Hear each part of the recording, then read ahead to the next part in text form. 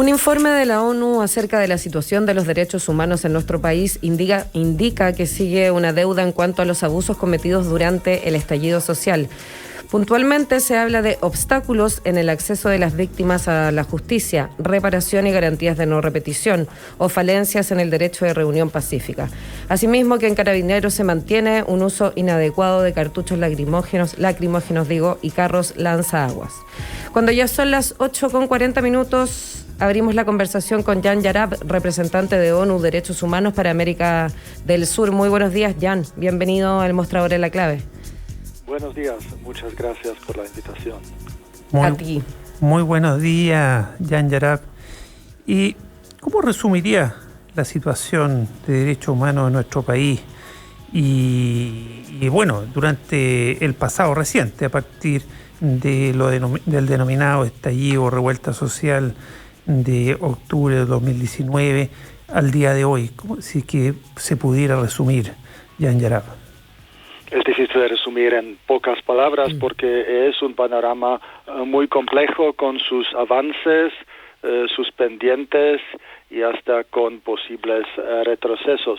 Lo que estamos intentando en el informe que se acaba de publicar es hacer un corte de caja no en todos los temas, pero en los temas que eran objeto de las recomendaciones publicadas por nuestra oficina en diciembre 2019.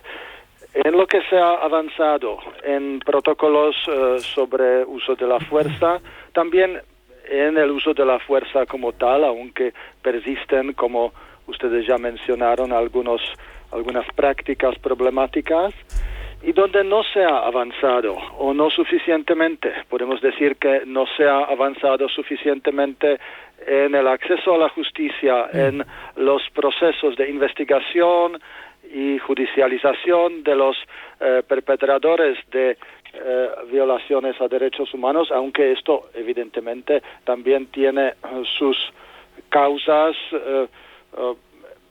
parcialmente entendibles, podemos decir, porque... Claro, comillas, parcialmente entendibles. Estoy de acuerdo con ese parcialmente. Parcialmente, porque tenemos que...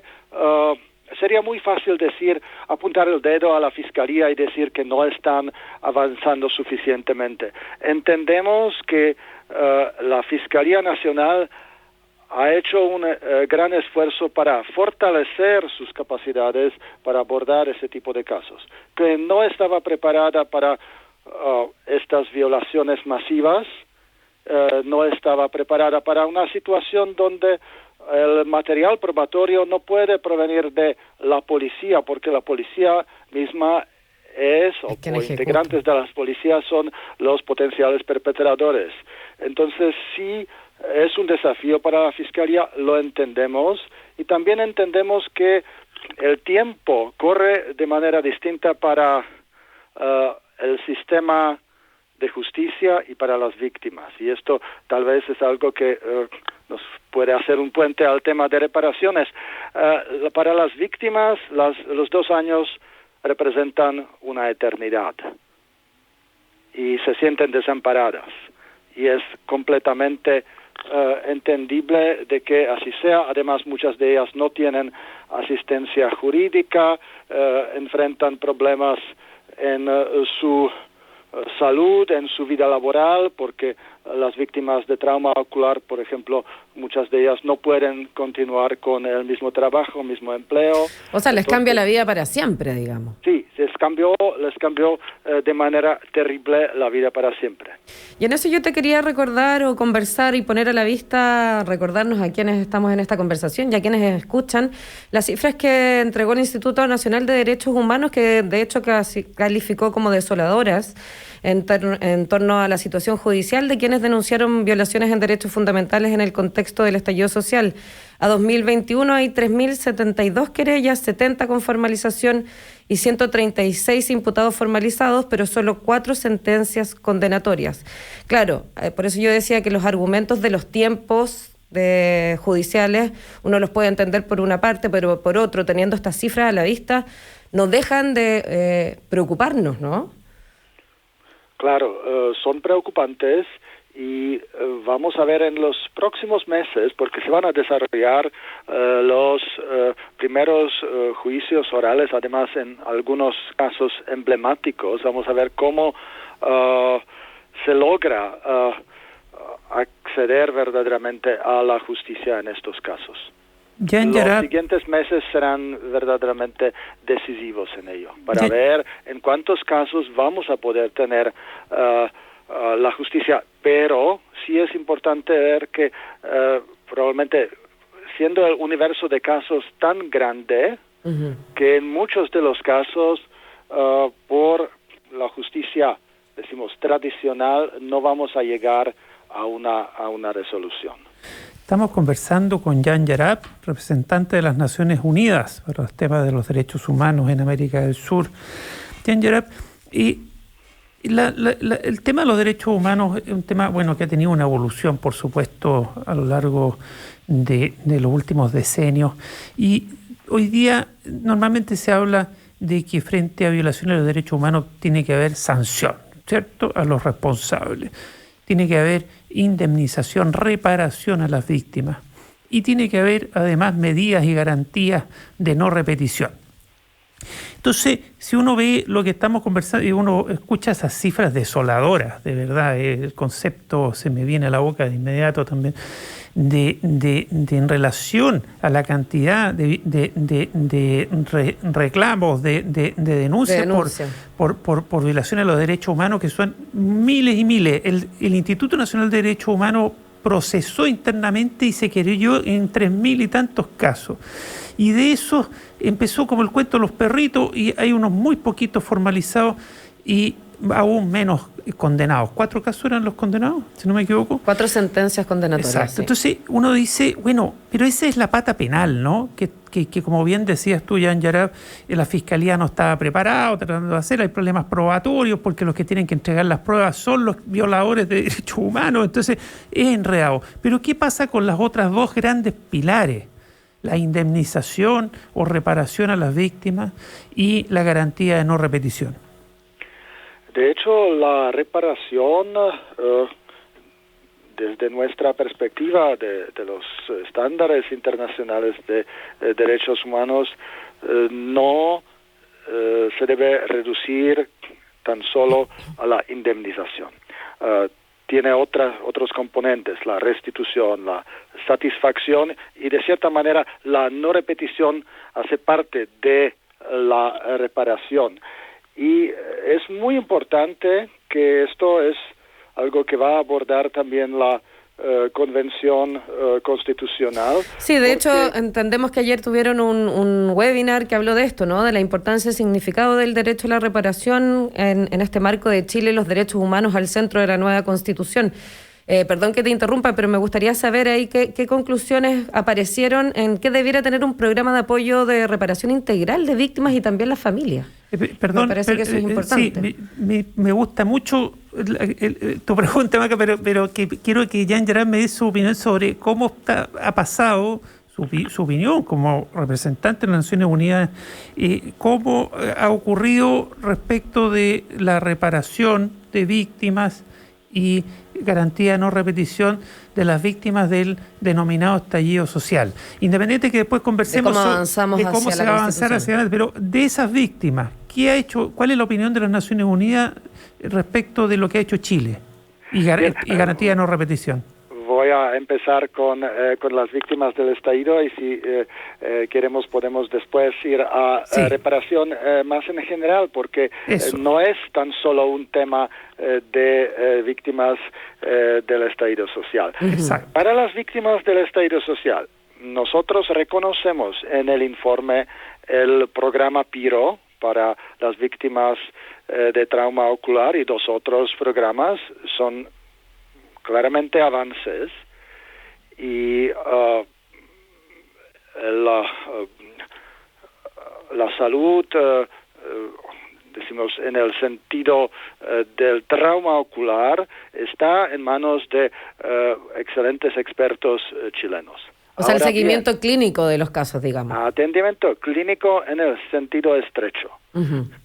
Sin embargo, las víctimas estaban criticando varios aspectos de este programa. Por ejemplo, que esté centralizado en Santiago, mientras las víctimas son de todo el país.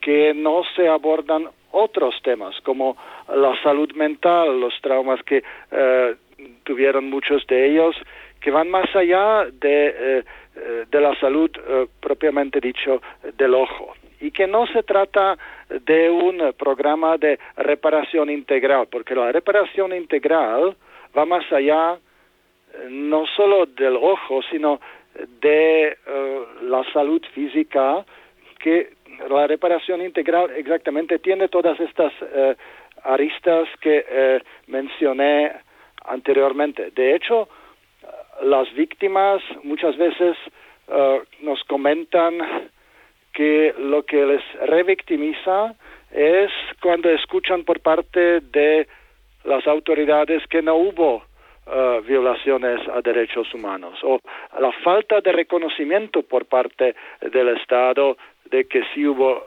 violaciones a derechos humanos. Se puede decir que a veces hay declaraciones que lo admiten, a veces que no, entonces hay una contradicción también entre los dichos públicos de las autoridades sobre esto. Y esto es fundamental en cualquier proceso de reparación. Y si me lo permiten, voy a añadir la dimensión que va más allá del estallido. Evidentemente, el tema de reparaciones aplica y va a interesar a la Convención también de otras perspectivas. La perspectiva de reparación de las víctimas de la dictadura. Se han hecho varios esfuerzos, pero las propias víctimas los perciben como insuficientes. La reparación en el contexto de la deuda histórica que tiene Chile con los pueblos indígenas. La reparación en contexto de daños ambientales, las zonas de sacrificio o de los niños de Sename, pero también fuera de cualquier contexto de una violación masiva, en cualquier caso individual. Si el Estado tiene la obligación de proteger a los derechos humanos, también tiene la obligación de reparar a la víctima. Son las 8:53. Recordamos que estamos conversando con Jan Yarab, representante de ONU Derechos Humanos para América del Sur. También hay, lo que te preguntaba un poco, que ya lo estás respondiendo en esta conversación, pero me parece importante saber qué conclusiones aparecieron ahí de qué debiera tener este programa de apoyo integral, digamos, para las víctimas y las familias, porque como lo veníamos diciendo también, las vidas cambian para siempre y entonces el tema de la reparación se hace urgente y la necesidad de mirarlo en lo integral me parece fundamental. No puede ser solo, como bien dices, por ejemplo, en el caso puntual de la revuelta, que puede haber una buena asistencia en términos clínicos al daño ocular, por ejemplo. Pero más allá de esa asistencia médica, uno requiere una asistencia integral. Exactamente. Se trata, por ejemplo, de ayuda con la trayectoria profesional que para muchas de estas personas cambió definitivamente. Pero ayer en la discusión no se trató específicamente de víctimas del estallido y más bien se habló de lo que puede hacer la Constitución para la reparación en general, siendo en el contexto del estallido social, de la dictadura, del contexto indígena, ambiental y otros. Y cómo es importante tener esta dimensión auténtica de reparación para que se permite construir o reconstruir las sociedades con mejor convivencia social, y cómo esto no debería de depender de la orientación política de unos u otros, que esto debería de ser un consenso de la sociedad, que claro, que esté en la base, digamos. Cuando ocurren violaciones a derechos humanos, que se tienen que reparar, y que esto tiene que ser auténtico, que no es algo mecánico, que se les paga una indemnización como forma de mera contención social, que se tiene que hacer de manera que sintoniza con las víctimas, que las víctimas son un sujeto y no un mero objeto de este proceso, y que el propio proceso, la participación de las víctimas, es igual de importante como el resultado, porque tiene que ser una forma de reparación que las víctimas que se identifican con ella. Si las víctimas no se identifican con la forma de reparación, entonces probablemente no era la reparación idónea. Por supuesto. Jan Yarab, ¿y qué pasa con las adecuaciones que el gobierno tiene que hacer para que no se vuelva a repetir? Garantía de no repetición. Se ha hecho, al entender de las Naciones Unidas y su informe, se han hecho las transformaciones, las modificaciones en Carabineros y en investigaciones y en otras dimensiones, las transformaciones necesarias para que no vuelvan a ocurrir violaciones a los derechos humanos en casos de como el que vivimos dramático a continuación del estallido social. Eso tiene que ver también con el derecho a reunión, a manifestarse pacíficamente. ¿Qué opina las Naciones Unidas y su informe respecto de esto? En este sentido, aún tenemos muchos pendientes. Como bien menciona usted, el primer pendiente es de reformar la legislación sobre derecho a la reunión pacífica. Sabemos que esta sigue regulada por un decreto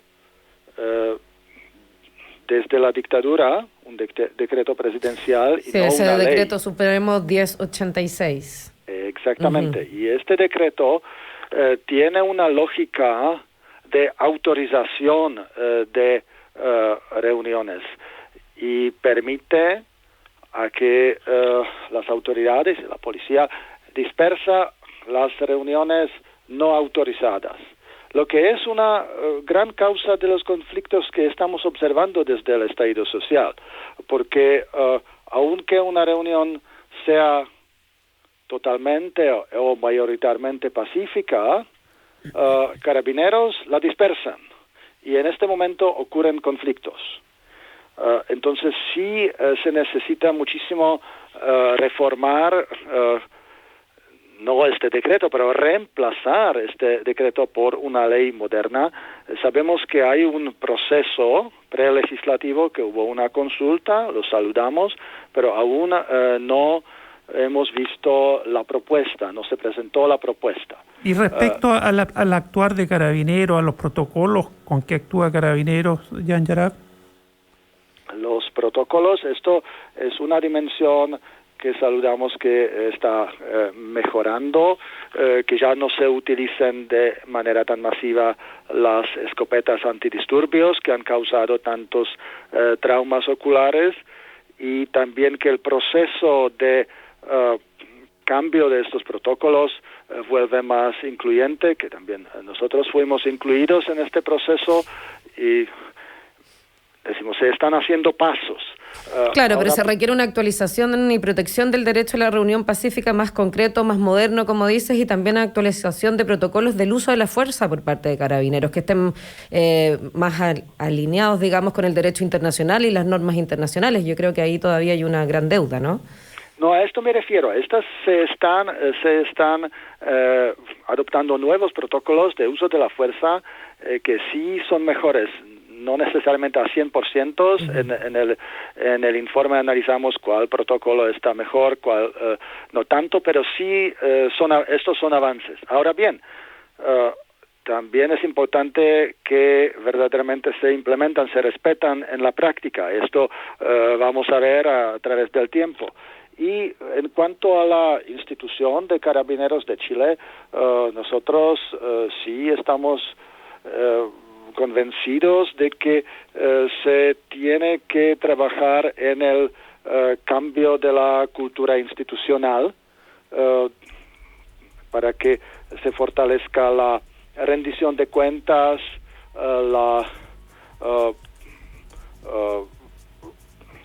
el hecho de que no pueden actuar como un ente autónomo, sino siempre bajo el control de autoridades civiles. Y no solo la rendición de cuentas, también sería interesante ahí profundizar en el cómo desarrollan sus capacidades, qué herramientas tienen, pero también cómo las usan, ¿no? En el fondo, el entender cuáles son las labores y cómo es el trato y la convivencia en esta protección también, por ejemplo, del derecho a reunión pacífica que veníamos hablando y en otras situaciones donde están ahí en el enfrentamiento en materias de conflicto. Exactamente. Hay unas prácticas que no deberían ocurrir. Por ejemplo, de manera reiterada recibimos quejas de hostigamiento o agresiones en contra de personas observadoras de derechos humanos, los brigadistas de salud. Periodistas también. O periodistas, particularmente periodistas independientes. Son temas a los cuales nos dedicamos mucho en nuestro informe. Estas son prácticas que no deberían ocurrir, claramente. Así es. Bueno, te queremos agradecer por esta conversación. Jan Yarab, muchas gracias por estar acá en el Mostrador de la Clave. A ver si nos volvemos a escuchar prontamente. Que tengas una buena mañana de miércoles. Muchas gracias por la invitación. Gracias a ti, Jan Yarab. Muy buen día. Buen día. Bueno, cuando ya son las 9:01, nos vamos a una nueva pausa, pero antes contarles que en Copeuch ya son más de 1 millón de socios con acceso a una atención personalizada y a productos financieros en un solo clic en copeuch.cl. Por eso todas y todos pueden ser socios, y si a tu cooperativa le va bien, y a ti también te va a ir bien con tu remanente. Y te invitamos a seguir conectado a nuestras redes y señales. Ya volvemos con más aquí al Mostrador en la Clave. Diálogo y conversación en los tiempos que estamos viviendo.